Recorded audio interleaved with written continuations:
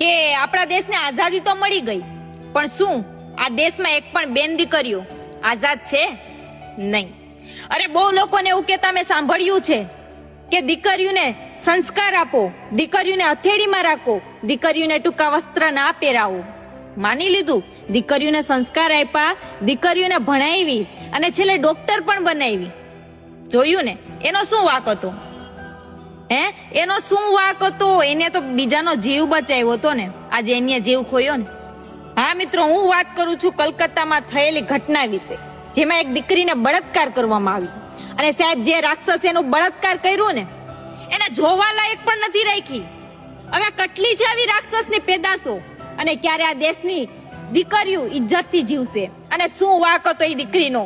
જીવ બચાવતી હતી, એ તો વાંક નતો ને. હજી પણ હું તમને લોકોને કહીશ, આ વિડીયો બને ત્યાં સુધી બધી બહેનોને શેર કરો, કે કદાચ સામે